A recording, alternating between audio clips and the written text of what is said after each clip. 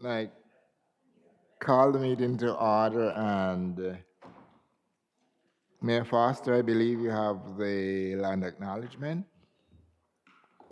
I do, in fact, Okay. Mr. Chair. The municipality of Clarington is situated within the traditional and treaty territory of the Mississaugas and Chippewas of the Anishinaabe, known today as the Williams Treaties First Nations. Our work on these lands acknowledges their resilience and their long-standing contributions to the area now known as the municipality of Clarington. Okay, thank you very much, sir. Are there any declaration of interest going once? Any declaration of interest? I don't see any. And for just to let you know, I believe it's hands up. If you have a question, it just the old-fashioned way. Just stick your hands up. Okay. So announcements beginning with Mayor Foster. Thank you, Mr. Chair. I was tempted to put my hand up. Uh, just a couple of quick announcements. Wednesday, the 19th, the Baha'is are getting ready to celebrate their new year, which is technically on the 20th. But there is a celebration. If anyone wants details, let me know, and I can get the details on that. I believe we were all invited out to that. Thursday at 6 p.m. at the Tosca Hall, the Denise House has a recognition program. That's fairly short, so you can go to that and still get home in time for whatever you're getting home in time for. But that is a celebration of courage. And then Saturday at 1:30, the Library, Museums, and Archives has their Golden Tales celebration. I don't know if anyone had an opportunity to speak with the folks gathering the tales, but taking some of Clarington's oral history and capturing that. And that is all I have, sir. Thank you. Thank you very much. Council Elijah. Thank you, Chair. So unfortunately, the Curtis Community Complex outdoor skating rink is closed for the season. But with the warm weather, there'll be plenty of exciting activities, including outdoor markets, community events, and recreational sports. So for those listening, stay tuned for all the fun events coming to Curtis.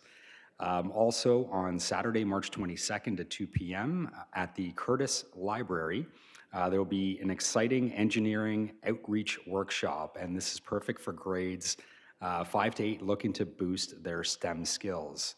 So please visit our website for more information or send me an email. Thank you, Chair. Thank you, Councillor. Councillor Rang, are you going to do your Bowmanville update now, or is that later on? Oh, I could do that now. Okay, yeah, okay. Thank you, Chair, and through you. So just a whole bunch of words of thanks before I get rolling here. First, there have been a ton of people working behind the scenes to help out. Bowmanville BIA, headed by former Councillor Ron Hooper, has been really instrumental in pulling people together. Clarington Board of Trade, Bonnie Reitman is here this evening, has also been really instrumental in bringing businesses together and bringing resources to bear. I'll make a little announcement about that in a sec. Bowmanville Rotary Club stood up right away and provided some help and created a fundraiser that was held last Saturday. Of course, the Salvation Army has been involved. The night of, 99 King housed people from the fire, and on and on and on it goes. This is a tremendous community, tremendously strong in the face of adversity and pulling together in a really, really amazing way in the face of tragedy. I do want to say a special thanks, obviously, and of course, to Clarington Fire Services, without whose professionalism and quick work, things would have been much, much worse. So we're all very grateful for that. I have there are a number of things that you can do to support local businesses and help folks who have been affected by this tragedy. Kendall Heights Decor, I have an example of it here, is selling through downtown merchants Bowmanville Strong roundels that they've made themselves, and those are available for $20 a piece, $10 of which goes to the Salvation Army's fund to help folks who are impacted by the fire. And I'm sure there are more, but I don't want to take everyone's time because, like I say, everyone in the community is pitching together. But I do want to mention that the business community is coming together to help people affected by the fire. Clarington Board of Trade, and Bonnie is here, waving, is gathering, starting tomorrow, financial donations to cover costs that are not covered by insurance.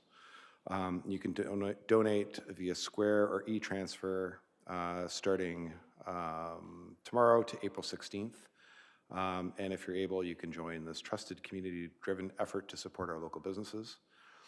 And then a non-fire related announcement. 2 years ago, residents shared their thoughts on how Clarington could make our communications better. And we listened. Now we're asking for your input again. Have we improved? What's working well? Where can we do better? If you take the 2025 communications benchmarking survey at clarington.net, you could potentially win one of $300 Visa gift cards. And that would be a really great birthday gift if you would participate for Melissa Westover, our Manager of Communications, whose birthday it is today, but she is not here to hear this.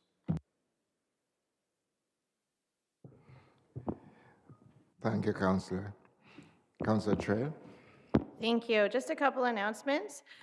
Please join the Visual Arts Center of Clarington for a Spring Blossoms painting workshop on Sunday, March 23rd, 2025, from 11 a.m. to 3:30. You can shake off winter and dive into painting vibrant spring blossoms with acrylics. Perfect for beginner to intermediate students.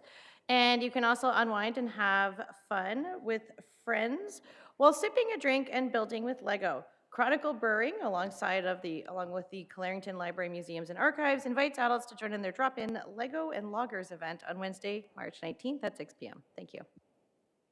Thank you very much. Councillor Swart. No announcements. Thank you. I just wanted to echo what Councillor Rang had said about the community coming together. It's so wonderful. Oh, by the way, Councillor, are they still collecting gift cards at the Salvation Army? Okay. Because, people have been generous. Even on my street, there were folks who were telling me they dropped gift cards off. So it's unfortunate, but it's good to see that as a community, we have all come together to help each other out. That's what neighbors do. So I couldn't be prouder of this community. So I won't belabor the point. Thank you. Moving along, we have a presentation, delegation by Mr. Henry Zegwell. Could you please come forward, sir?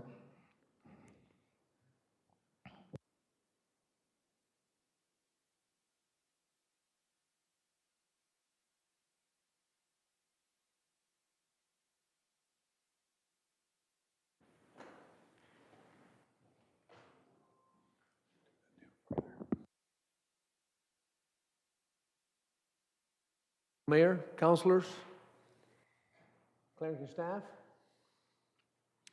My name is Henry Zeckfeld. I'm a dairy farmer just north of town here and chair of the Agriculture Advisory Committee.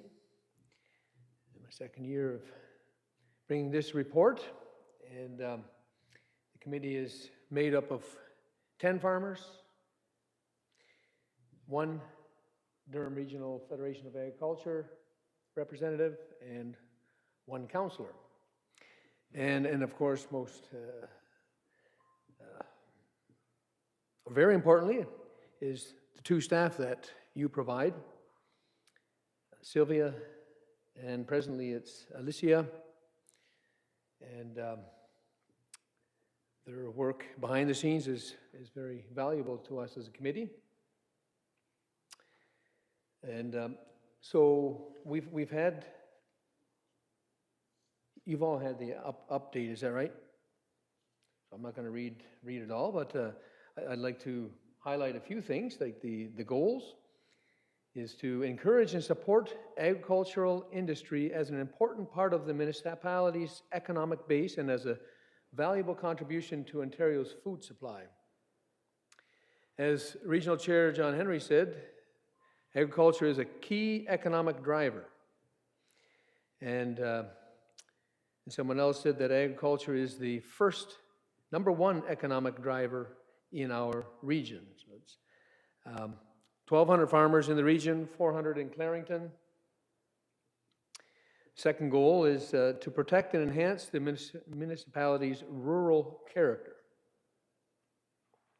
And the rural character, of course, is to keep it agricultural. It's the best land. Some people say it's the best land in Ontario, especially between here and Newcastle. And it's of course under threat of being taken up for building.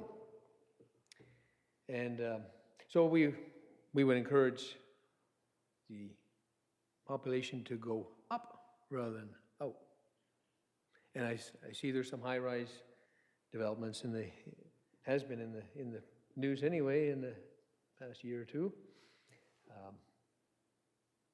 Another thing we want to thank you for is the fact that you are trying to downsize your budget by reducing meetings from I heard there was 22 committees, and but that would kind of do our committee in if we went down to 4 meetings a year. And so we thank you that you continue to allow us the monthly meetings, or it ends up being 9 meetings a month.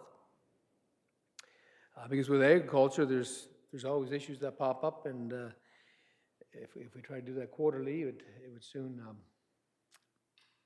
you lose touch. So the various things that we're involved in, from the council, you're aware of the backyard chickens bylaw and the rodenticide usage and the municipal ban, and the newer one that's coming up is the stormwater management fees.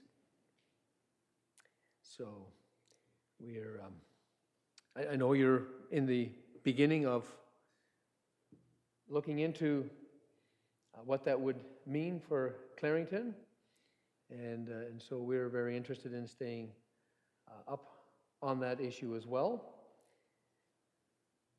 From you, from the municipal staff, we have dealt with Parks, Recreation, and Cultural Master Plan, and also migrant housing, worker housing issues, complying with fire code orders,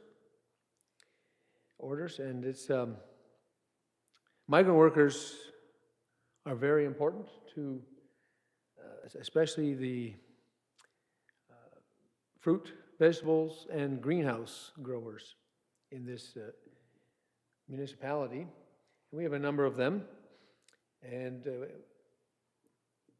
there was a point where it looked like it was going to be perhaps too late to get these workers in, and so we're very thankful that the municipality, fire, emergency services, and the producers, the farmers, got together, and they're very thankful too that they were able to get their houses in order, so to speak. We've also had presentations from related organizations, Growing Agri-Food Durham Action Plan. That's from the Durham region. Alison DeVos, I believe, is part of that. Housing needs for the agriculture sector in the Greenbelt. And then from within the committee members, we have had conflicts between rail companies and adjacent farmers, where the rail companies are trying to download their upkeep onto the farmers. Clarington 24 Rural Area Capital Works update. It's always good to have that presentation brought to us, as well as the road safety issues and conflicts between motorists and farm vehicles, and also the Regional Roads Capital Program, dealing with ditches, roads, and the latest projects.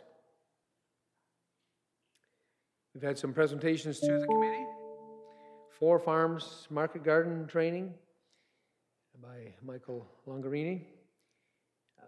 Some local initiatives for bringing food to the home locally. Ontario Farmland Trust, that's another way of encouraging farmland to be kept out of houses and industry in farmland. And also we dealt with the battery energy storage systems. And that was a presentation from the Ontario Federation of Agriculture. So that helped us, these three helped us to better able to advise you as the council. Henry, are you almost finished, or how much more time would you need?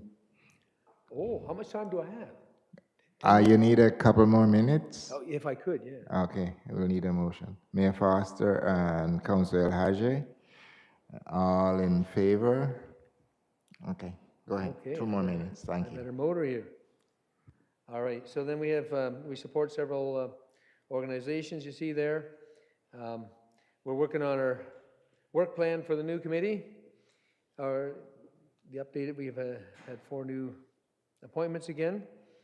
And just like to also say that personally I was able to attend the Durham Climate Roundtable Fall Forum. And just something to keep in mind that in agriculture we do need carbon dioxide, and the climate there was, so to speak, the tone at the meeting was against animal agriculture, and so I ask that as you go ahead that you keep these things in mind, that we got to be pro-agriculture to feed people, to feed the world. So thank you for having this committee. 20 years ago, apparently, it was put in place. I also want to make honorable mention of Councillor Swart, active part of our committee, and for her contributions. And I thank you for the opportunity to serve our community here in Clarington. Thank you very much. Questions? Mayor Foster, go ahead, please. Thank you, Mr. Chair, and Henry, thank you for coming here tonight.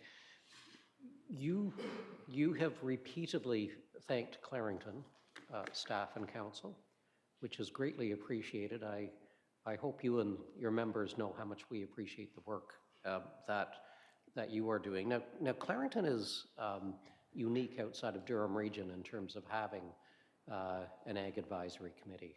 Is that correct in Durham? So Durham Region has one, but do any of the other lower tiers have a? So there's a few across Ontario, not very many. We were the first one here, apparently. Well, I guess Clarington was leading the way.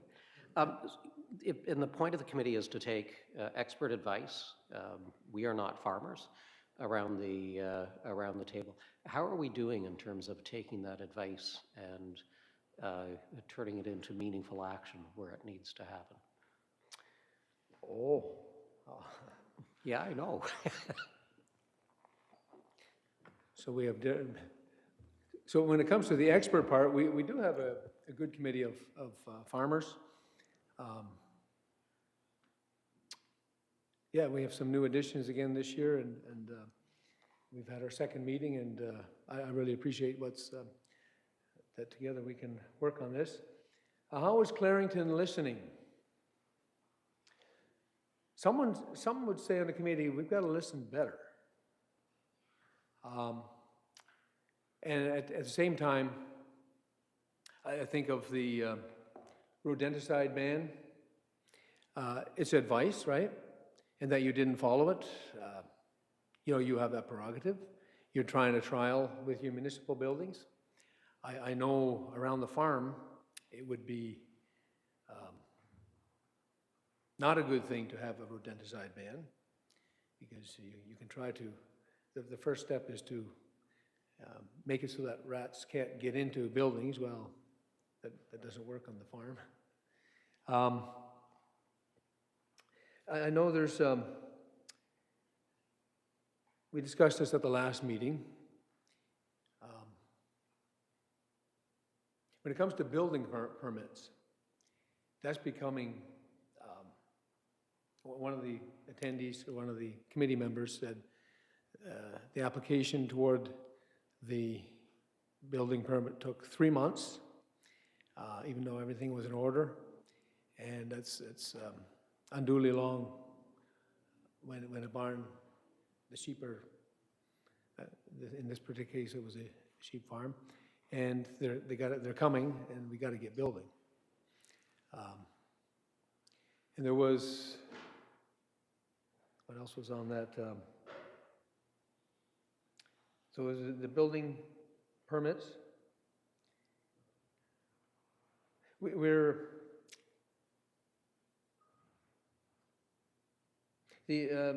Another thing was mentioned, the Clarington Committee for Economic Development. Disappointed in what's happening there, the lack of promotion for agriculture. But I understand also that they have some things to iron out. It's a newer committee. Another thing that was of interest was we're hoping to invite you to a farm tour or perhaps tours. We've got a subcommittee working on that right now. And it was noted that if you have more than 4 councillors, it constitutes a meeting. And we said, oh, how can we work with that? So then it was, apparently Councillor Wu said, you call it education. So we're working around that. But we do really want to encourage you to come. It sounds like we might be having every 6 months a different kind of farm. And we don't want to take a lot of your time, but just, it's going to be more local now. Come out. We like to see you. And it's important for you to be connected with agriculture to help you understand as the issues come before you. So, Henry, thank you for that. On the rodenticide ban, I think we are looking at our own house, if you will. I guess you can never predict the future, but I might be shocked if it became problematic for the ag sector. And speaking for myself on the ag tours, fantastic idea, always enjoy them. Durham Region usually books an entire day, which is difficult for many of us. Right, So, okay. so We noted the lack of attendance, and so that's why then. So your advice is keep it short. I think if you did a few on different days, because particularly the local councillors, you know, are busy with their full-time endeavors. But if you did a couple of different tours that were shorter, I think you might find it's easier for us to show up. I will take that back to the committee. Thank you, sir. And again, please take back thanks for what they do. I will do that too. Councillor Swart. Thank you, and thanks for coming, Henry. And I think the mayor took kind of the wind out of my sails because I was queued up to ask him what we could do to help the committee feel more supported. And would you say the committee does feel supported by the municipality? Yes, I would. So your question is, do we feel supported? Yeah. Yes, we do. In the very fact that you allow us the 9 meetings, the staff that you give. If we had to do the work that the staff does, it's a volunteer position, right? And it would make it a lot more work. So it does take resources, but the whole community pays for it, the whole community benefits, I think. Great, thanks for that answer. Thank you. Thank you, Councillor. Councillor Ladger.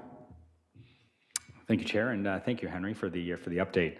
I know recently we've had some questions from residents in regards to residential apiaries. So I'm just wondering if you on your committee have anybody who has an apiary or has any experience with bees or so on. I'd have to take that back to the committee. Definitely the orchards and the greenhouse growers would, maybe the greenhouse, but there'll be someone on the committee that, and if not, then we get an apiarist in and speak to it. Great, thank you. I'll reach out accordingly. I'll send an email or reach out through one of our the council liaison. Yeah, that'd be an interesting one. Do that. Awesome. Thank you very much. Thank you, Henry. So I learned something today. So a third of the farms are in Durham or in Clarington, correct? That's what the stats say. Okay. What percentage of that is dairy versus other farms? Like, what percentage is dairy versus crops, in other words? You say dairy? Yeah, dairy, yeah. Oh, they're becoming fewer, the dairy farmers. I do not have the stats on that. So by far it would be the cash crop. A lot of the lands are growing corn, soybeans, and wheat.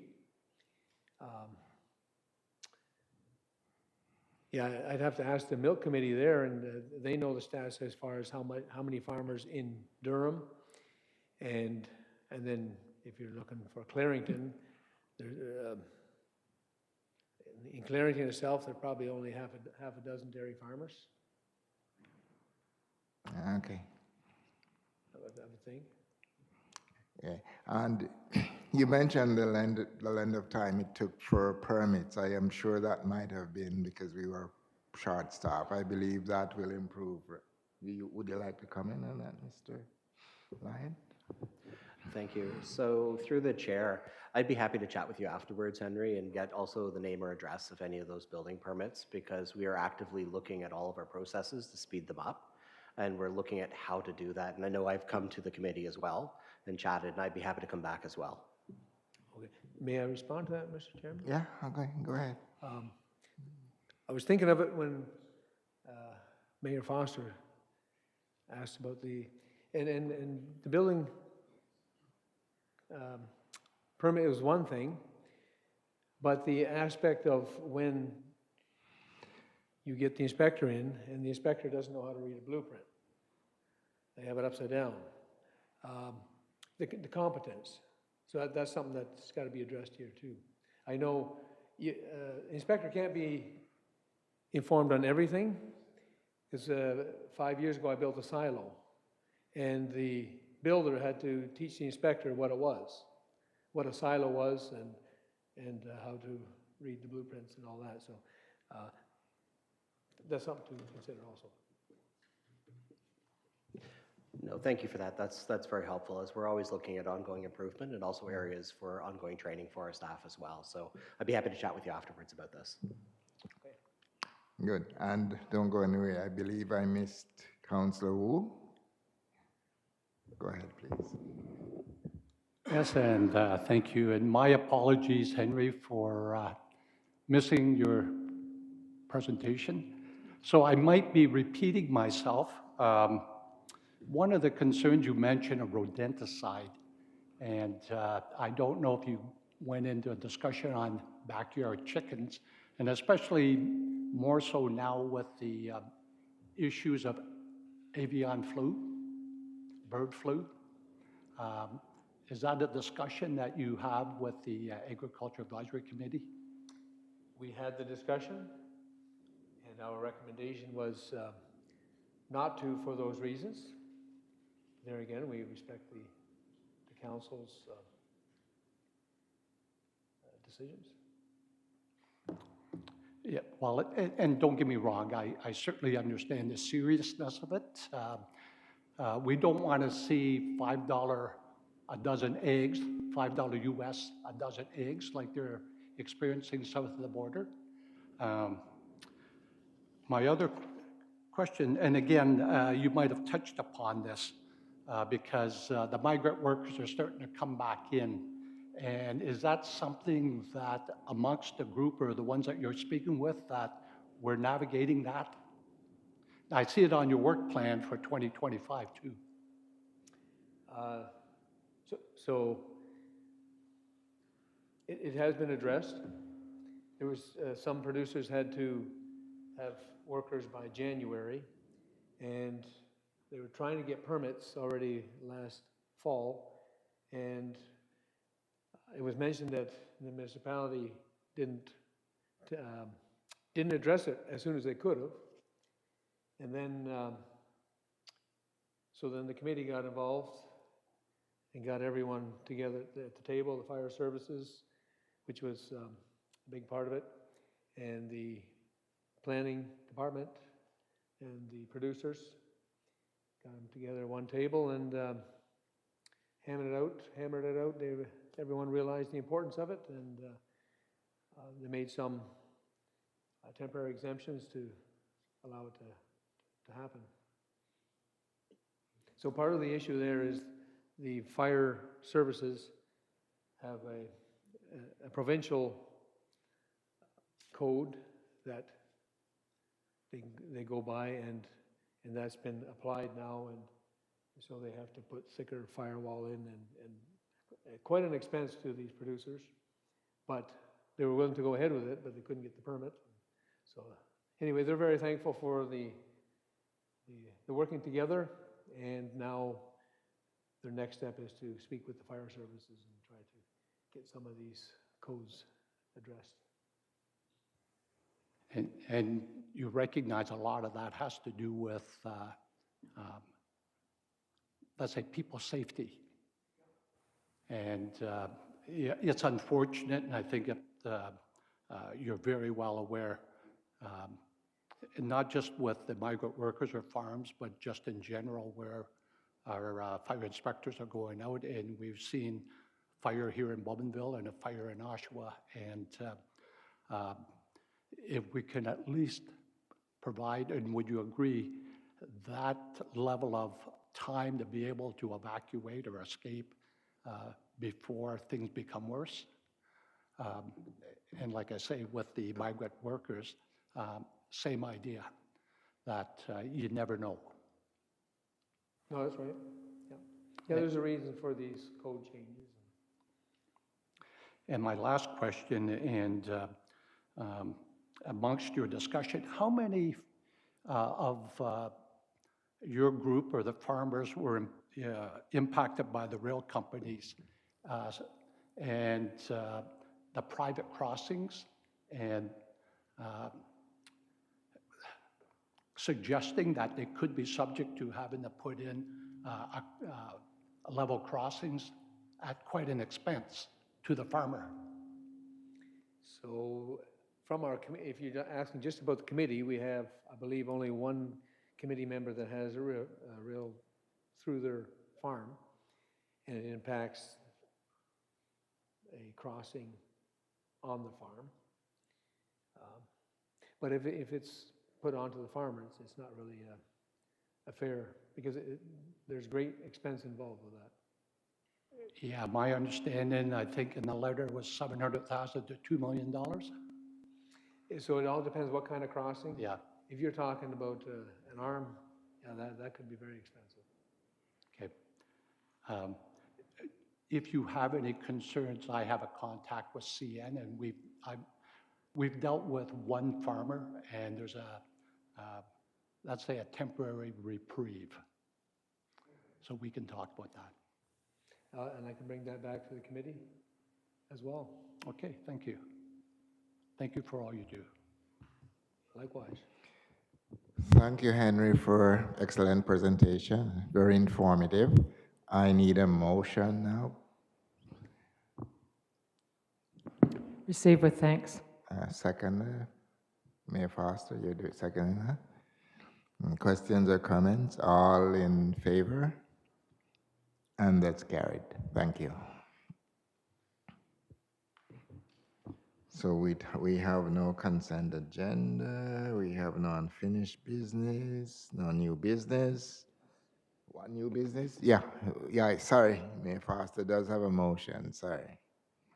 Thank you. Yes, I firstly need to bring a motion to suspend the rules and then bring a motion forward, which essentially is to extend the free parking in Bowmanville. I think, Councillor Rang, you were good with suspending the rules?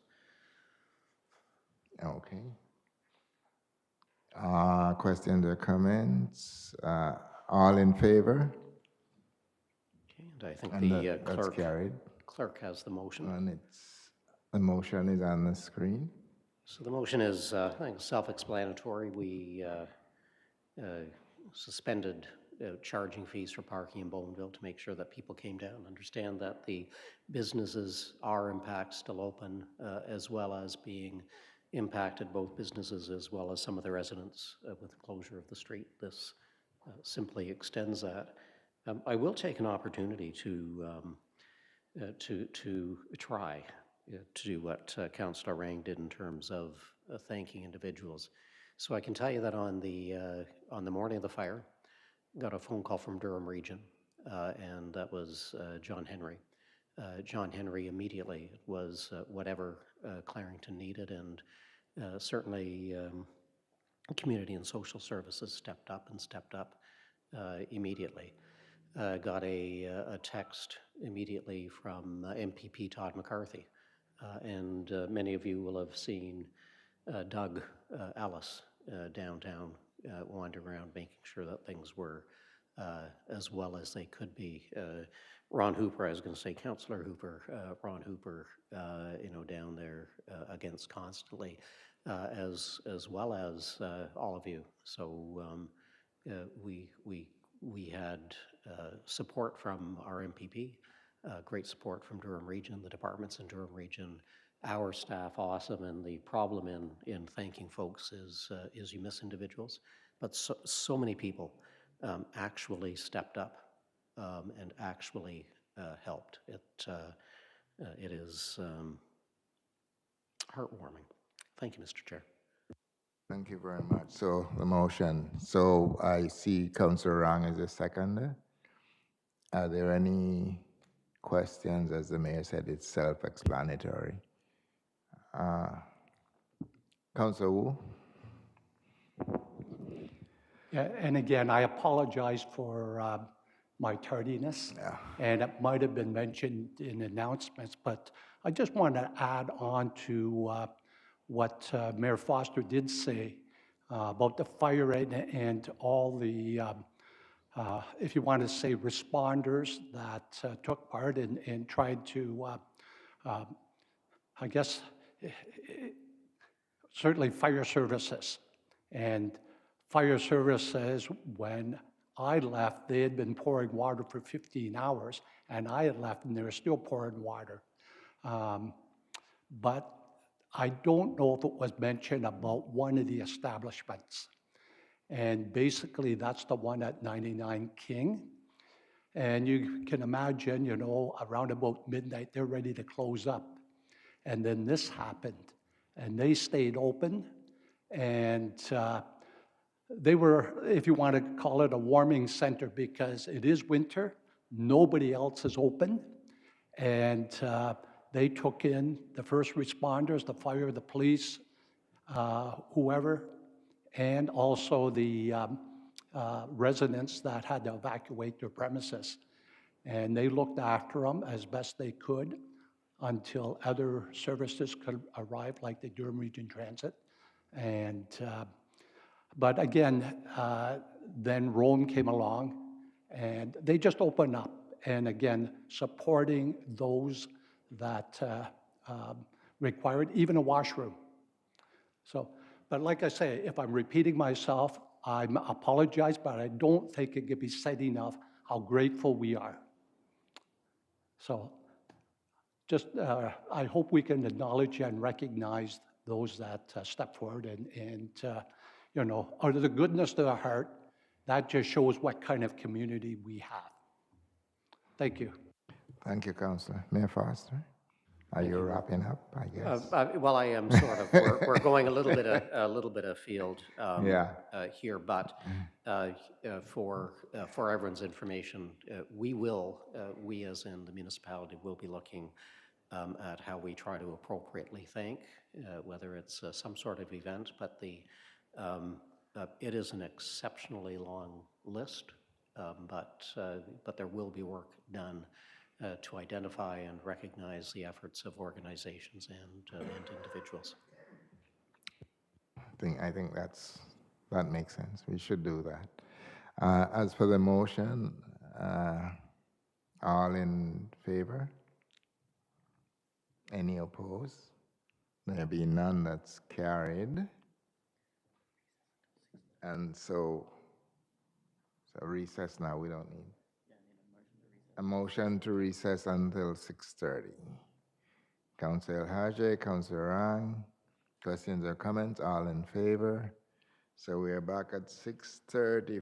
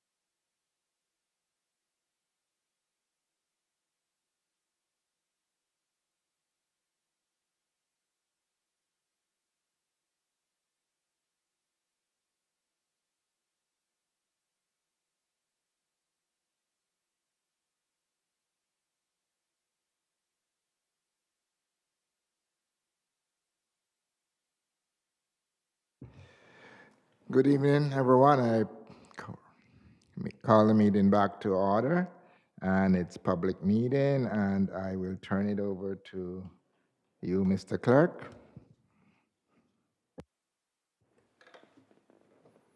Thank you, Mr. Chair.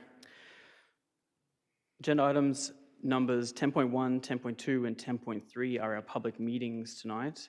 So this is a public meeting under the Planning Act concerning 3 applications, being 1, a rezoning application to facilitate the creation of 1 residential lot in Hampton; 2, a rezoning application to facilitate the creation of 119 residential units and a partial medium-density block within the North Glen neighborhood in Bowmanville; and 3, a rezoning application to facilitate the creation of 19 residential lots in Newtonville. The purpose of this meeting is to hear and receive public comments concerning the applications. As of June 6, 2024, Provincial Bill 185 became law. Bill 185 removed appeal rights, specifically the rights of neighbors, individuals, companies, and ratepayer groups. This implies that the only option for neighbors to make their case about a development proposal is before council. Public meeting will proceed in the following manner. Members of the public will be invited one at a time to offer any comments. Those who have registered, if any, will be called on first, then anyone in council chambers. This is your opportunity to express support for or objection to the application. If you have questions for the applicant or agent or municipal staff, please state your questions and they will be noted and responded to at a later date. Written comments or questions may be submitted to the planning department at any time to planning@clarington.net. Please keep your comments tonight to a maximum of 5 minutes, and you may only speak once to each application of this public meeting. Once you've finished providing your comments, committee members may have questions for you. Once all members of the public have had a chance to speak, the applicant or the agent for the applicant may provide comments or respond to questions from committee. Starting with agenda item 10.1.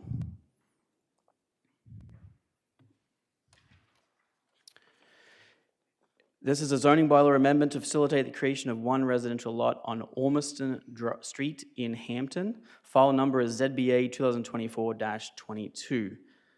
I do not have any members of the public register, so we will open it up to the floor.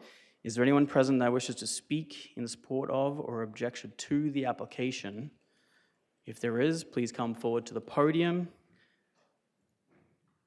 State your name at the beginning of your comments. And also fill out the form that is on the podium once you're done. Anyone here to speak to item 10.1, which is the application for 72 Ormiston Street? Okay, seeing none, we will move on to the applicant or agent for the applicant, which is Ralph Gander. Please come forward, Ralph. Hello. Yeah, my name is Ralph Grander. I'm a Ontario land surveyor from Port Perry. I'm the agent for the owner of the property.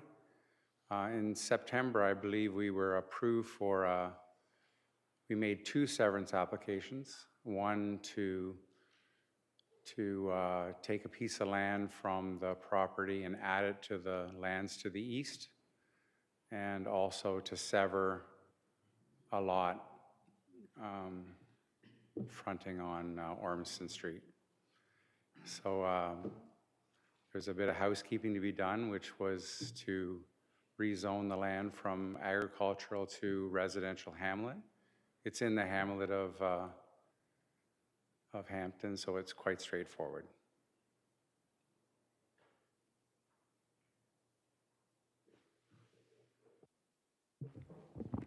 Are there any questions from members of council? I don't see any, so thank you very much. Yeah, you're moving? Yes, I'll give Yeah. you the motion on the recommendation from staff. Yes, I think I jumped the gun a little bit. Go ahead, please.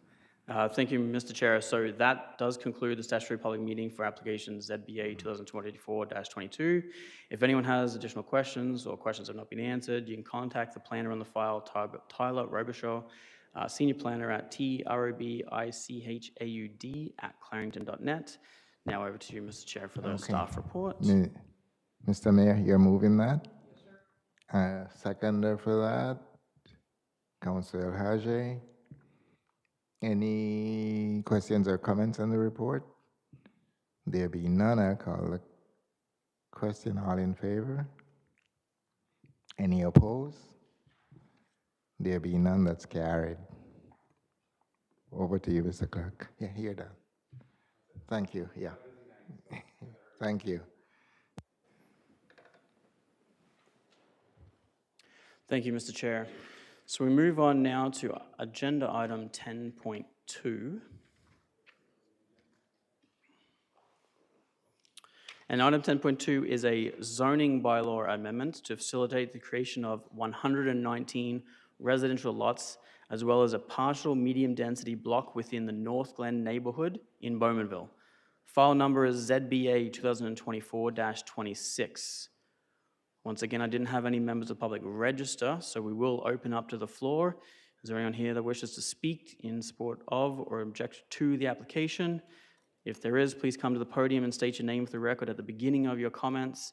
Please also fill out the form at the podium once you are done. Anyone wishing to speak to this application, please come forward. And again, please just state your name at the beginning and then fill out the form next to you once you're done. My name is Stacy Foster. I'm a homeowner on Tate Crescent, and I'm confused when I see the purple and it says part lot to be rezoned. I'd like to know what that means.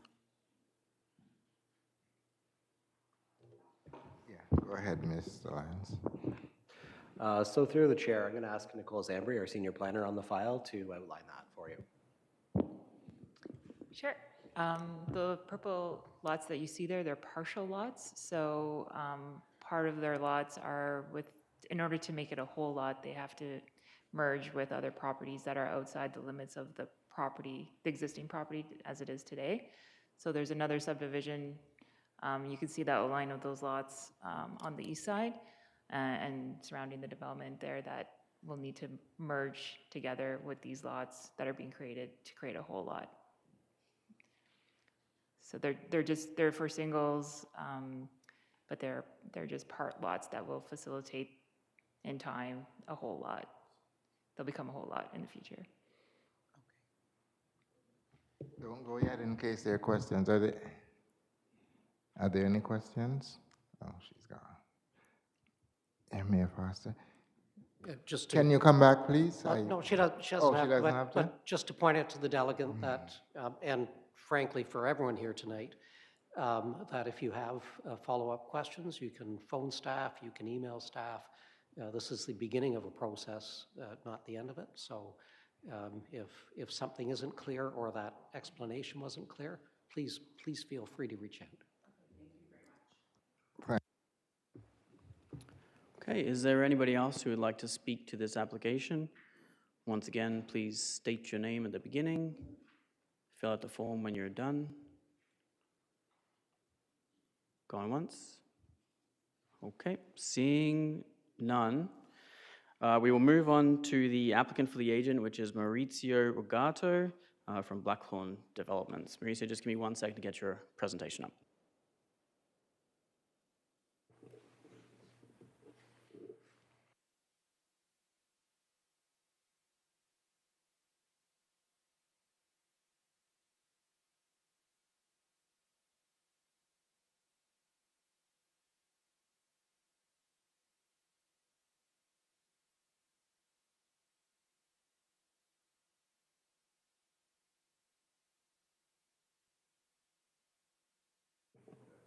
Okay, excellent. Thank you very much, Mr. Clerk. Good evening, members of committee, town personnel, ladies and gentlemen.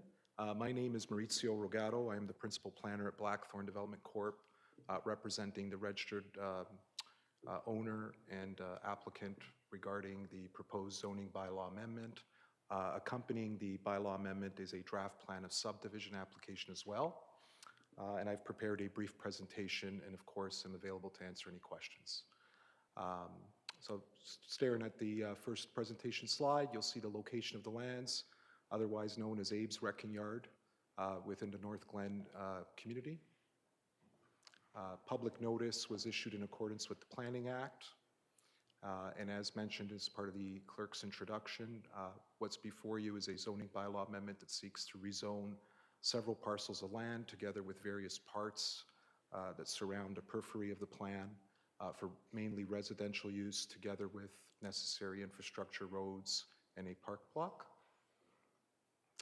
To sort of describe the accompanying draft plan of subdivision, you've got a total site area of about 7.5 hectares or 18 acres roughly, 119 whole residential lots consisting of 30 single detached dwellings with 10-meter frontages, 41 singles with 11.3 meter frontages, 11 singles with 14-meter frontages.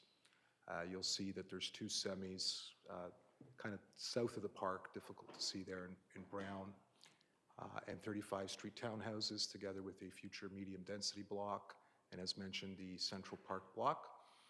And what the plan really does is help complete the North Glen community. It's really the missing piece of the puzzle. There's a landscape strip and road widening also proposed along Concession 3 Road, and the completion of various rights-of-ways, including George Webster Way, Robert Woodward Trail, Crombie Street, Ronald Hooper Avenue, and Tate Crescent. The zoning bylaw amendment itself, as mentioned, seeks to rezone the lands in accordance with the draft plan of subdivision. Currently, most of it is residential zones to suit the lot types and typologies, such as the singles, the 2 semi-units, and the 35 townhome units, together with a medium density block, which will be zoned R3 with exception 31, or is proposed to be zoned. We are recommending a holding symbol on the zoning bylaw to ensure receipt of a record of site condition. The land's currently being used as a wrecking yard. We want to ensure that any sensitive land use, such as residential in the park, is implemented in accordance with ministry guidelines and regulations. So there will be a holding symbol recommended on the zoning bylaw, and I imagine by the time the recommendation report makes its way to committee, that holding symbol recommendation will remain until such a time as a record of site condition is received. In terms of the existing land use framework and regulations, within the, well, that should say Durham, my apologies, within the Durham official plan, not Peel, you're in the community areas. The subject lands are designated urban residential in accordance with Clarington's official plan, and of course, they're along a local corridor being Concession 3.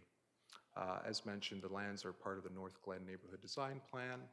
Presently, they're zoned agriculture, and again, the rezoning seeks to implement site-specific zones in accordance with the proposed draft plan of subdivision. And just sort of give you a sense of the architectural design and principles that were established through the submitted urban design brief in accordance with the North Glen Neighborhood Guidelines, design guidelines. The idea is to try to have a high-quality architecture character throughout the subdivision, pedestrian-friendly with a lot of streetscapes. And one of the notable improvements that this plan will bring, as mentioned, is the completion of rights-of-ways within the North Glen neighborhood, sort of the missing teeth, if you will, because the plan is pretty centrally located within the overall neighborhood plan.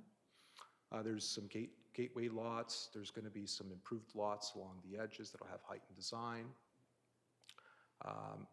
Tried to vary it as much as we can, so you've got a pretty healthy mix of housing typologies and streetscape designs.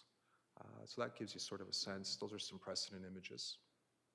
And there'll be, I imagine, a form of architectural review prior to any building permits.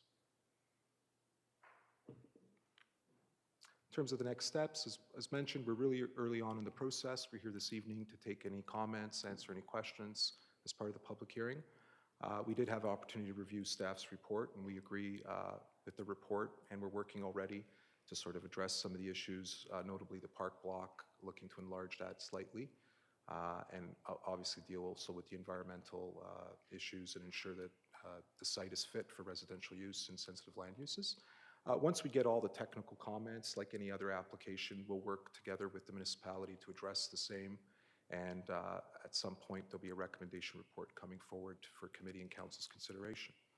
I believe that's the end of my presentation, and happy to answer any questions. Thank you very much. Councillor Swart. Thank you, and thanks for coming forward, and pleased to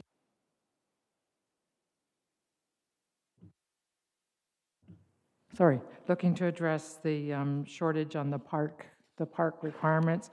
Are you also looking to address the affordable housing numbers that we're looking at?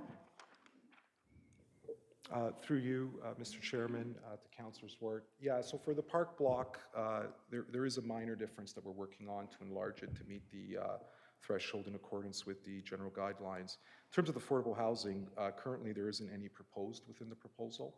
I can't say that we've got any plans to introduce affordability within this plan, but definitely something that we can take a look at. It's increasingly difficult in today's environment when you look at cost feasibility versus market conditions to deliver on the same, but definitely something that we can take a look at again. But right now, there's no affordable housing proposed in the plan. And thanks for your candor, but that is something that's very important to this council, and I hope you sharpen your pencil on that one. Thank you. I'll try. Thank you, Councillor. Mayor Foster. Thank you, Mr. Chair. Thank you for the presentation. Councillor Schwartz addressed the park issue. I'm certain you know how sensitive every municipality is on park issue, particularly with the rules that we have to abide by. But you would agree that sufficient parkland is required for neighborhoods to work as places to live. Through you, Mr. Chairman, to the mayor, absolutely. Frankly, you know, I spent a lot of my childhood playing within a park and growing up in a park. It's sort of a community feature. We've spent an extraordinary amount of time on this site to come up with a centralized park. I believe the difference in area right now is very nominal, but we are working to make that up by plan revision. So I think the nominal difference, you're looking at the minimum versus the range that we're hoping for. I think the 0.5 hectares, yeah, we're trying to get up there. It's really difficult. Our original proposal did have 0.5, but municipal staff didn't want to look at renaming of the street, so we had to sort of revisit that with revisions. Right now, we're sitting at 0.42 of a hectare, and I think we're going to work to see what we can do to make up that difference. So reading the report, it was 0.5 to 1 hectare, I think, was the recommendation on staff. Yep. So for the principals, please thank them for recognizing that, and if we can do more where parks are concerned, Absolutely. is always better. Absolutely. On the bright side, you've got a real centralized space. We've given you a programmable plan to show how the park functions. So I think you definitely have a really great park there, but we're going to definitely look at meeting that threshold. Well, and again, pass along, Yes, because not everyone is being Thank you, Your Worship. particularly amenable about that. Thank you. Thank you. Councillor Wu.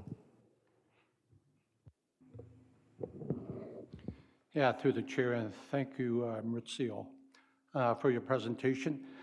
Just a question, and there was a delegate that spoke before you came up and lives on Tate Crescent, and what was outlined in the,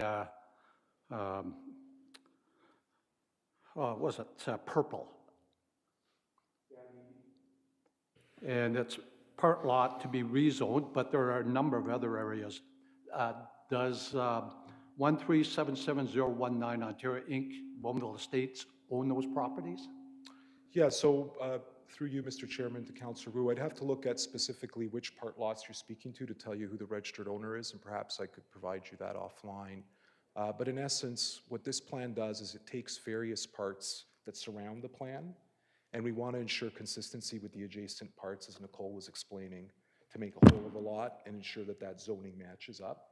But everything within the plan is owned by our clients, and there's really, right now, currently, Abe's owns it, and our client has acquired the lands together with Esquire and High Castle. So everything within the plan boundaries themselves are definitely owned, and then the part lots are owned by our clients as well as adjacent or related developers. So the idea is, again, to take all these sort of parts that are on the edges of the plan and ensure that the adjacent parts make up whole lots and that the zoning is consistent.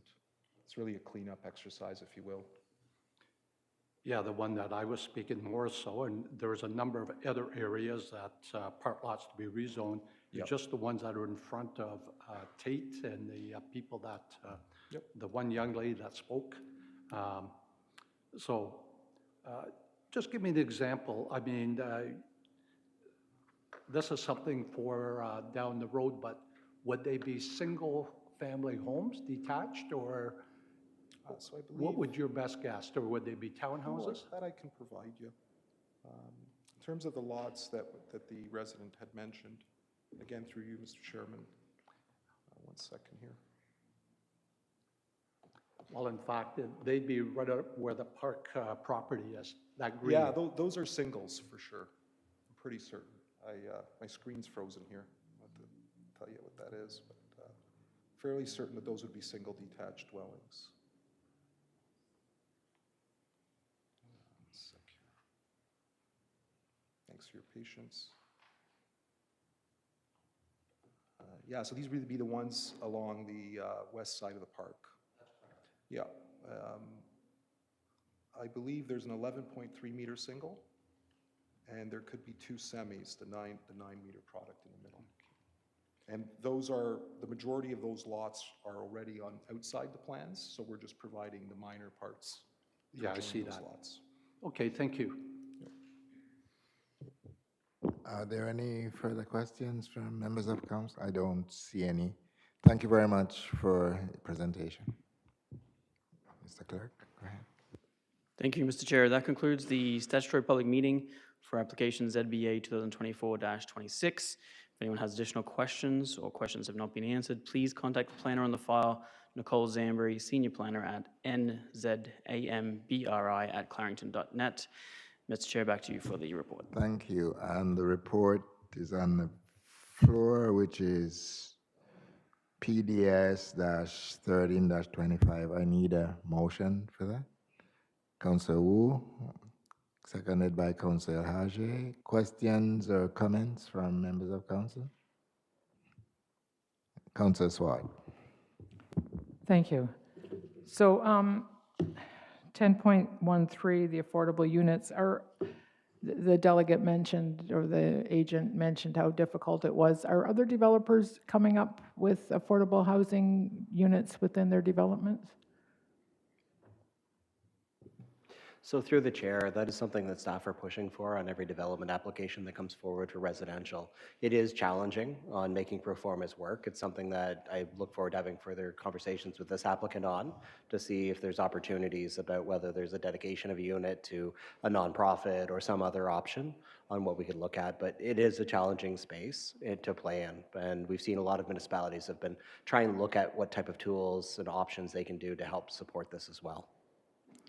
Thank you. So are you saying that this particular space is challenging, or they are all challenging? Through the chair, providing affordable housing and getting them down to the rates that are posted within the Ministry of Municipal Affairs and Housing Bulletin is challenging. I'm not sure the exact rate for Clarington. I know other rates in the GTA are sitting around $455,000 for a unit, which is quite low, in order to make that, in order to essentially build, construct, as well as make some semblance of profit margin. So it is a challenging space, but that is one of the reasons why the development team and the team within my department are having conversations with the developers, trying to find how do we find solutions as partners in order to increase the amount of purpose-built rental and affordable housing within Clarington. It's an important thing that we need to be pushing for. Great. Thanks for those efforts. Thank you. Thank you. No further questions? Yeah. Okay, I'll call the question. All in favor? Any opposed? There being none, that's carried. Over to you, Mr. Clerk.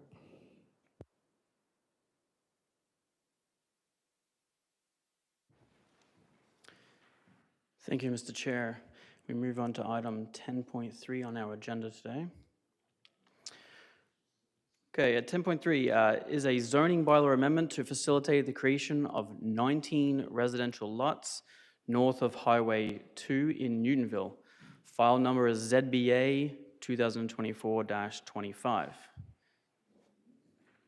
I did have one member of the public registered today, Gord Robinson. So please, please come forward to the microphone.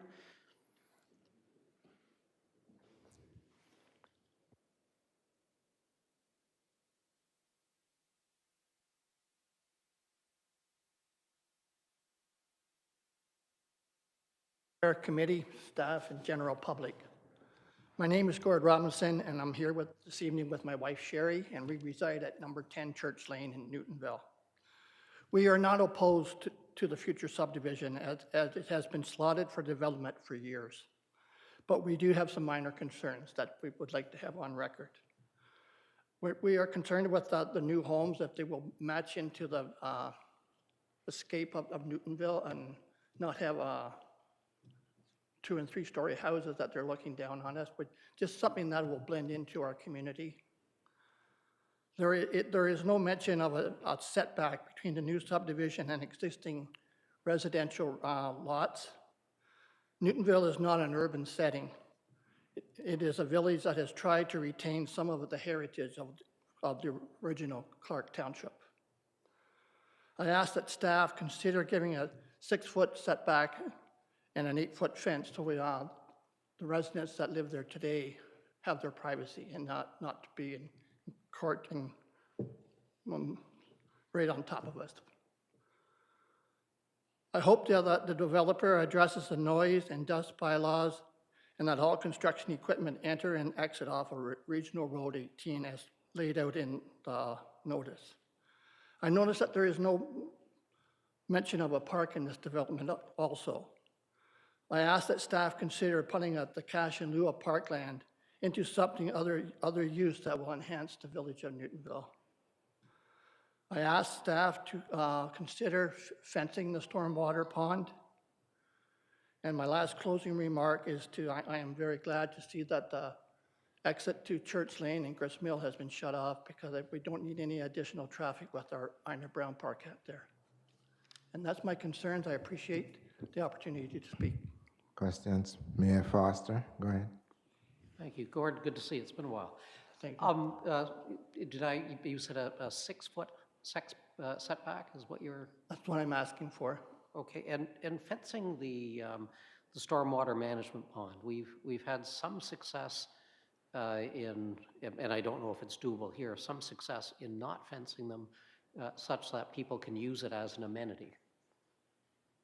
I understand that, but Mayor Foster, but I've also been told that sometimes they don't really freeze as hard as there can be issues with that, and I just don't want to see any instance or any type of accidents in Newtonville. Yeah, and it's pulling on either ends of a string. Good, thank you. Again, good to see you. You too, Adrian. Councilor Trail. Thank you, and thank you, Mr. Robinson, and thank you for your former service as a councillor. I just wanted to ask you, with respect to your comments tonight about the setback, and I'll let staff speak to this when they're up, but did you know that the minimum setback for the backyards for these properties is actually 10 meters for residential hamlet? No, I wasn't. Okay. So I think when we get an opportunity to hear from staff, they'll be able to advise on that. But it was my understanding that you and the residents were actually looking for a bigger setback than what the minimum was. Is that a fair assessment? 10 meters is roughly, 14 feet in. So I would be happy with that. Oh, okay. setback. All right. Thank you. But I would like the higher fence for our privacy. to be honest Okay, with you. so the fencing then. So really not an increase to what the setback is, as Yes. if I'm correct in what the minimum setback is, and that's what the zoning bylaw appears to say to me here. Only for backyard. Front yard is 6 meters, and a side varies. Okay, thank you. I'd really like to have a subdivision similar to what we have in Salina and Tyrone. I think they enhance your village, and that's what I'd like to see happen in Newtonville. Thank you very much for your time. Are there any further questions? I don't see any. Thank you, Mr. Robinson. Thank you, Mr. Chair. Is there anyone? I don't have anyone else registered, so we open it up to the floor now. So does anyone here wish to speak to this application? Please come forward to the podium, state your name for the record at the beginning of your comments, and then when you're done, fill out the form that's next to you there, please. My name is Nancy Vanienhuis. I live in Newtonville. My question on Street A and Street B, having gone through a process myself, we were told at the time that we could not create a road that did not have a cul-de-sac on the end for fire trucks. And I see no exit on either of these roads.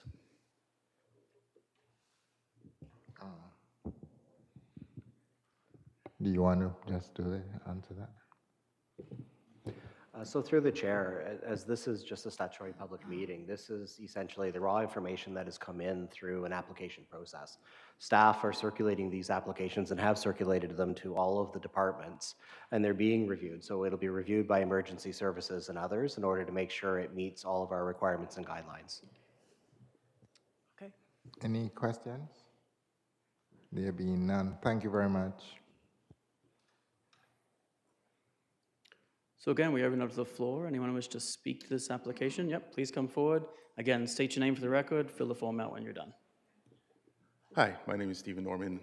I live in the property, the large property there that this proposed is surrounding.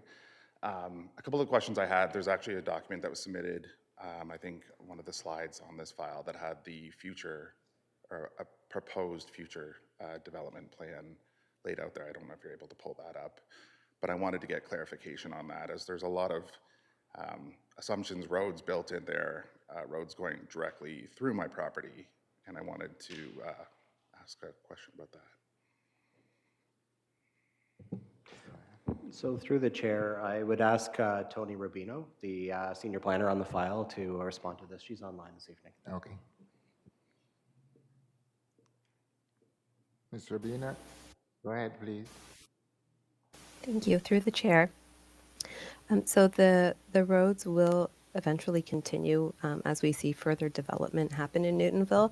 At this time, there are 2 residential reserve lots, and where those streets terminate, there will be a temporary turning circle, and that's what's proposed at this time. I believe there was an additional document there that was a proposed future plan that was included in there. Yeah, there is. I'm not sure if we'll be able to bring that up. The block plan is attachment 3, I believe.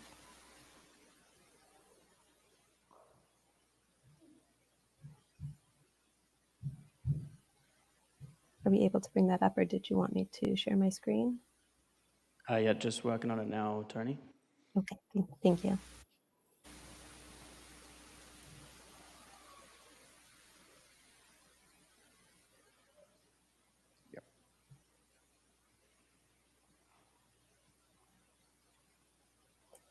So with development applications, we do ask that the applicants provide a block plan that shows what the future could look like in time. And this is what the applicant has proposed. Basically, what staff is looking for is that we don't look at this in isolation and ensure that if future development does happen, that it is contiguous and that there is a greater plan for the neighborhood. Okay, so this is a requirement as part of a development to show out what a future plan may look like? That's right. And the intent is just to ensure that we don't look at developments in silo from each other, so that we do have a greater understanding of what neighborhoods will look like in the fulsome of time. So this may or may not, this isn't the, I should just be clear that this is not the intent of the applicant to continue this proposal with what we see on the screen. Okay, no, sorry, I was just, we were approached about selling our property, so I wasn't quite sure if this was part of that. But one of the other questions I had was in terms of the roads terminating. So currently I face on Highway 2. With this proposal, I will have 3 roads surrounding my property. 2 roads that are actually terminating on the edge of my property.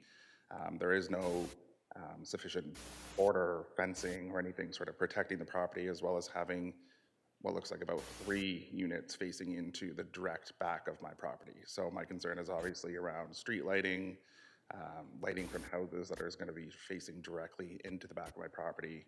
Just want to make that sure that's noted. Certainly. So through you, Mr. Chair, we do look at street lighting and ensure that there is full cutoff and that there is not overflow of lighting on adjacent properties. And these will all be reviewed as we go through the application process. Any mitigation measures that are necessary would be required. Okay, thank you. Thank you. Are there any questions from members? There being none. Thank you very much. Thank you. Over to you, Mr. Clerk. Thank you, Mr. Chair. Is there anyone else who'd like to speak to this application? Please come forward. Again, state your name for the record, and then when you're done, please fill out the form that is on the podium there next to you. Mr. Chairman, members of council, my name is Ralph McGinnis, and I live at 6 Church Lane. It looks to me, where'd the plane go?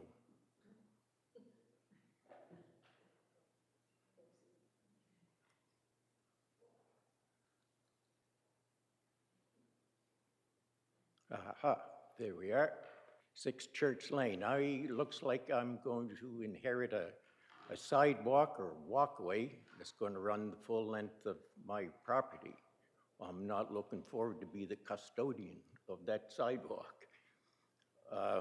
I would like to see a privacy fence run the full length of my property and across the back of an 8-foot fence that will keep some privacy, which we enjoy right now and will continue in the future. I'm not against the building of anything there, just that respect the property of the ones that are already there. That's all I have at this time. Thank you. Are there any questions? Mayor Foster? Well, Mr. Chair, I wonder if staff, so I'm seeing walkway, which I suppose could be a sidewalk, but if staff could reach out, we're doing things a little differently tonight, which is not a bad thing, but if staff could reach out to the resident to talk about, you know, how we manage walkways, privacy fences and whatnot, so there, you know, there's an understanding of what the resident is hoping for and what we do. Thank you. You don't mind staff answering now, or are you later on? So, Mr. Chair, my only concern is it's great to get the answer now, but typically in public meetings, we receive questions, and the concern, if many people have questions, we are going to be here for a very long time. I think also the ability for staff to talk to the resident. They may have a more fulsome back and forth and discussion on that. Yeah, I know, because mainly the presenters, they're asking questions. They're not really presenting. They have pointed questions, so that's why I'm doing it a little bit differently. I'm not disagreeing, but I'm sorry, sir, I missed your name as you're speaking, but I'm seeing his head nodding that perhaps a discussion is a good thing, and Mr. Lyon's head is nodding, so I think that'll work out, yes? Yeah. You should remember my name, Peter. We used to do business together. You know, that has been a very, very long time. Okay. I would like to suggest that I've stayed the same. Okay, I'm going to come over at the end of this and you can give me heck. Okay, so staff will be reaching out, and when the report comes, your questions probably will be answered. So go ahead, please, Mr. Clerk. Thank you, Mr. Chair. So is there anyone else who'd like to speak to this application? Yep, please come forward. Again, please state your name at the beginning of your comments and then fill out the form when you're done. Hi there, my name is Mark Mitzi. I live at 2145 Newtonville Road, just the property north of Street A. We have a few concerns regarding the proposed development here. The first being that the Street A that's going to be running through the side of our property there, we just inputted a swimming pool. So wondering what type of fencing and what type of structure will be added in terms of retaining wall on the outside, because that's a low spot that accumulates a lot of water right now. So what's in the proposal about a retaining wall, a privacy fence because of the investment that we just put into our property. Another concern of ours is the speed that motorists travel on Newtonville Road, which is Regional Road 18. It's been a concern of ours since 2019. I reached out about the speed that motorists are traveling on the road. I know the speed limits have changed from 80 to a 60, but we have a speed board there right now that I know residents here actively see people driving 90 to 100 kilometers down that road, and we have 2 daughters that are getting on the bus every single morning. So what kind of traffic and potential risk is that going to impose when we have residents with one entry and exit point into that subdivision turning onto Regional Road? And the third concern of ours is regarding kind of the grading of the water right now. So I know you have a stormwater pond, but how is that going to be sloped away from our properties? So we're wondering how we can address those 3 concerns mainly. Are there questions? I think if you wait around, you may hear the answer when the report comes to the floor. Thank you, Mr. Chair. Anybody else who'd like to speak to this application, please come forward to the microphone, state your name, fill out the form when you're done. Going once. Okay, seeing no one else, we will move on now to the applicant for the agent, Mitch Morowitz.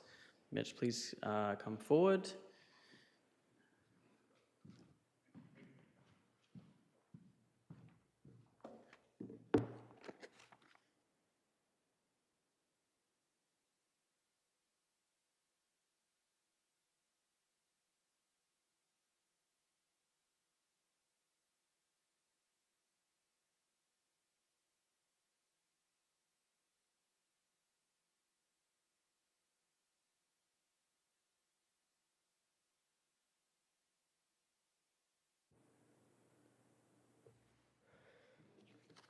Excellent. Good evening, Mr. Chair, Mayor, members of council, staff, and the public. My name is Mitch Morowitz, and I'm here this evening on behalf of WDD Newtonville, Inc., who are the owners of the subject lands. I apologize for my groggy voice tonight. I'm just getting over a cold. The subject property is subject to a zoning bylaw amendment and subdivision application currently. It's located in the northeast quadrant of Newtonville and has frontage on Newtonville Road and Church Lane. The parcel shown here is approximately 14 acres in size and was once part of the Paynes farm operation to the north. Lands east, west, and south of the subject lands are within the hamlet of Newtonville. The Newtonville Community Hall and Ina Brown Parkette are located close by on Church Lane. Immediately south and west of the subject parcel are lots that are developed with single detached dwellings primarily, while lands to the east of the site, as we heard through one of the comments, are larger parcels with possible future development potential.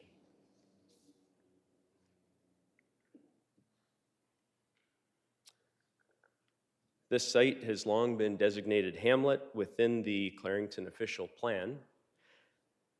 Hamlets are identified as the preferred locations for accommodating rural population growth, and they're typically developed with low-density residential uses, single detached dwellings, as is proposed with this subdivision.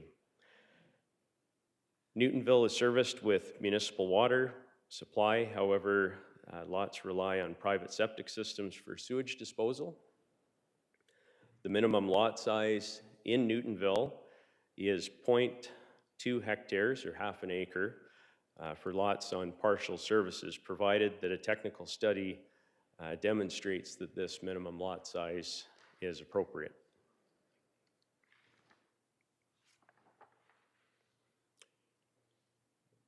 The lands are predominantly zoned agricultural at present, with a few areas of hamlet residential zoning at the frontages.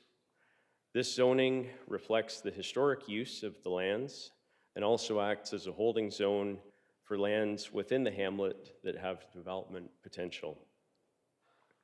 The proposal seeks an appropriate exception zone to implement the proposed subdivision, permitting the desired 0.2 hectare lot size with a minimum lot frontage of 29 meters.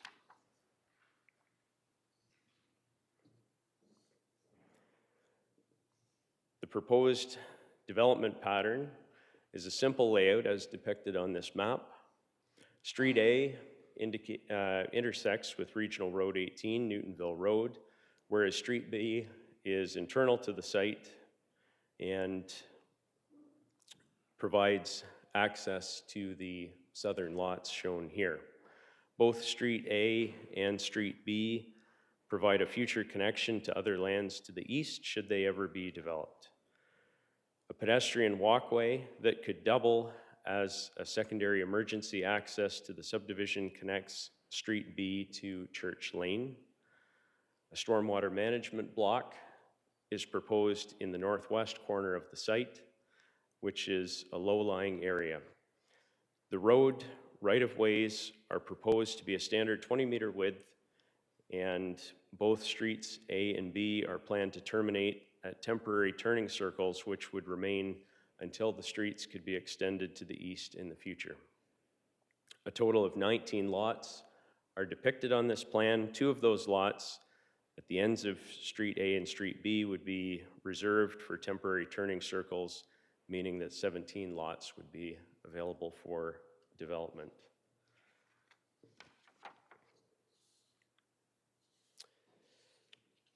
We have received preliminary comments from staff and have begun discussing ways to address those comments. We await comments from the region of Durham at this time. I look forward to working with staff to address all comments that are coming forward, and we appreciate the comments that have been raised by the public tonight, and many of which are certainly reasonable, and I would invite anyone who's interested to contact me. The email address above, should they wish to discuss further, or of course get in touch with staff as is appropriate. Together with the owners, we're excited to bring this development opportunity to Newtonville. Thank you very much, and I'd be happy to take any questions. Questions? Mayor Foster? Thank you, Mr. Chair. Mitch, good to see you. Okay, and maybe I misunderstood. Did you say 17 lots for development? Yes, so there's a total of 19 in the plan. The 2 easterly lots that are on the north side of Street A and Street B would not be developed until if those streets were extended in the future, but they would be used for temporary turning. Perfect. So I think we do identify 19 in the report. Thank you. Yes. Thank you for that explanation. Certainly. Councillor Wu? Yeah, through the chair, and thank you very much, Mitch, for your presentation. You heard the delegates speak, and doesn't seem to be objections other than the height of the buildings. Would they be more ranch bungalows, or you're not too sure? Yeah, I would say at this time we're not there yet compared to the prior application we saw tonight where there were renderings and so on. We're not at that stage at this point. Okay. But I appreciate that comment, though, that preserving the character of the area is important, certainly. Right. And as far as setbacks, is that an issue? We propose to maintain the typical residential hamlet zone setbacks. Councillor Trail referred to those earlier as far as rear yard setbacks. If there are individual circumstances that a resident is concerned with, I'd be happy to talk to them and see if we can address that. And obviously, for that peace of mind, an 8-foot fence. Now, I think those are issues that can be discussed, but certainly that certainly has come out loud and clear. It has certainly. I believe, if I'm not mistaken, that an 8-foot fence is above the maximum height permitted by Clarington's fence bylaw. I think a 7-foot fence can be accommodated within the bylaw. So we would, that's something that we could entertain, certainly. And I appreciate that people have been used to having privacy for many years and would like that to continue. Okay. Now, there is future lands, I guess, that this property owner also owns, which could be developed to the east? No. So those, the lands to the east are not owned by this developer. They have no interest in it at this time. Okay. But there is, and it was pulled up, quite a rendering of what could happen with cul-de-sacs and a street coming out onto number 2 highway, obviously east of Newtonville Road. Well, in fact, around by Payne's Crescent, but so that's not one and the same owner. Correct, yes, I can speak to that. I appreciate it was a little bit challenging to hear what Tony Rubino was saying, but we were asked through the pre-consultation to provide what was referred to at the time as a street continuation plan. The official plan refers to it typically as a block master plan, although given the limited services and so on in a rural area like this, it's the main thing is to show a possible configuration of the streets to ensure that the configuration shown above here on this map is not going to preclude other development from being possible in the future. So as Tony was explaining, this concept has no standing. It would have no standing. It certainly isn't a reflection of the owner's future intent or anything that way. It's just provided to indicate that it is possible to extend Street A and Street B to the east in some sort of a reasonable configuration that wouldn't unreasonably tie up other lands or prevent future development from happening. Okay, thank you. Are there any further questions? There being none, thank you very much. Thank you. Thank you, Mr. Chair. That concludes the statutory public meeting for application ZBA 2024-25. If anyone has additional questions or questions have not been answered, please contact the planner on the file, Tony Rubino, senior planner at trubino@clarington.net. And Mr. Chair, over to you for the report. Thank you. Thank you. Report PDS-014-25 is now on the floor. I need a motion. Moved by Mayor Foster, seconded by Councilor Swart.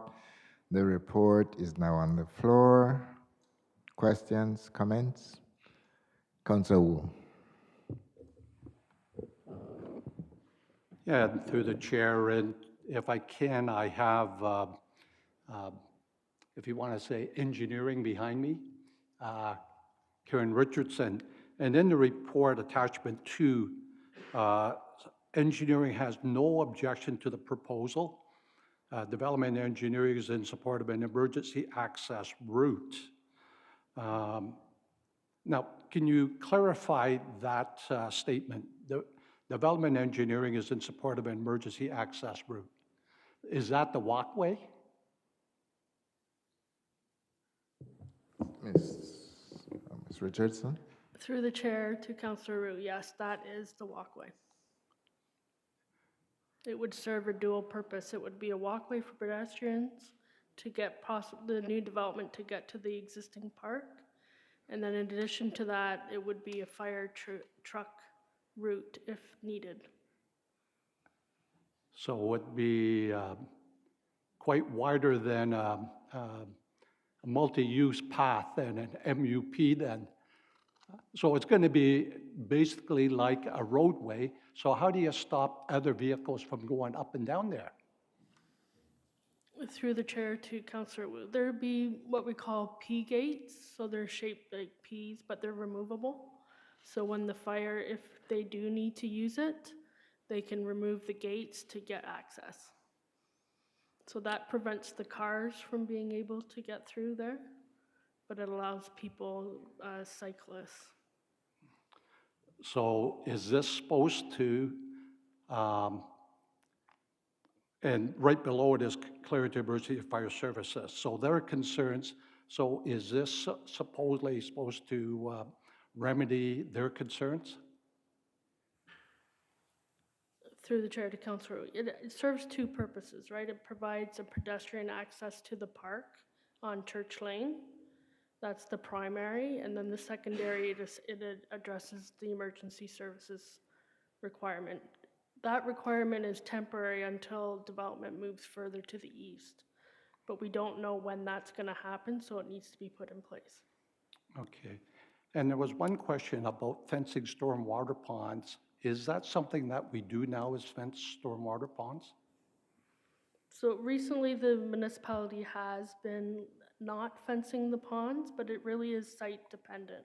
There's a large external area that's adjacent to this development that needs to be conveyed along the pond, so that alone would probably make at least partial parts of the pond would have to be fenced.